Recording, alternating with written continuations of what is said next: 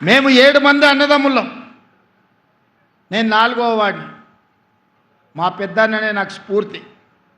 ఈరోజు ఈ స్థాయికి రావాలని, ఒక స్థాయిలో ఉండాలని ఎన్నో కలలు మా అన్న నాడు అన్నాడు. నేను ఎదుగుతున్న క్రమంలో మా అన్నను కోల్పోయినాం. ఆ తర్వాత నాకు కనిపించిన పెద్దన్న అందశ్రీ అని చెప్పి నేను ఈ సందర్భంగా చెప్పదలుచుకున్నా. అలాంటి అందశ్రీని, తెలంగాణ ప్రజలకు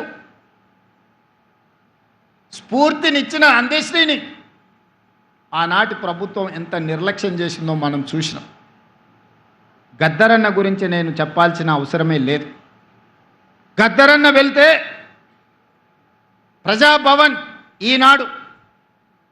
ఆనాడు దొరల గడీల గేటు ముందల ఎర్రటెండలో గంటల కొద్ది కూర్చోబెట్టినప్పుడు తెలంగాణ ప్రజల యొక్క గుండె తరుక్కుపోయింది. ఇంత దుర్మార్గం, ఇంత కర్కశత్వం పరాయివాడి పాలనలో కూడా ఇంత అవమానం జరగలేదు. గద్దరన్నను ఎర్రటెండకు కూర్చోబెట్టిన వాడిని శాశ్వతంగా ఫామ్ హౌస్లో బంధించాలని ఆనాడే ప్రజలు నిర్ణయించారు.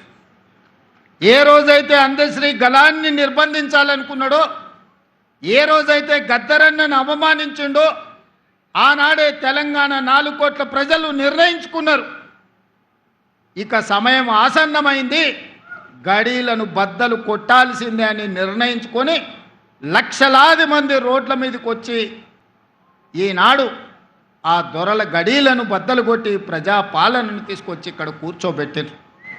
ఆ ప్రజాపాలననే డిసెంబర్ 7, 2023 నాడు బాధ్యత తీసుకుంటే జూన్ 2, 2024 నాడు రాష్ట్ర అవతరణ దినోత్సవం రోజు తెలంగాణ జాతికి జయ జయ హే గలాన్ని అంకితం చేసినప్పుడు అందశ్రీ గారి భావోద్వేగం పరేడ్ గ్రౌండ్లో వారి కళ్ళల్లోనే చూడాలి. నేను చెబితే మాటలు సరిపోవు. వారి భావోద్వేగం నిజంగా ఆనాడు అందశ్రీ గారి భావోద్వేగం ఇంకో తరాన్ని, ఇంకో రాష్ట్రాన్ని సాధించడంత స్ఫూర్తినిచ్చే గొప్ప భావోద్వేగం.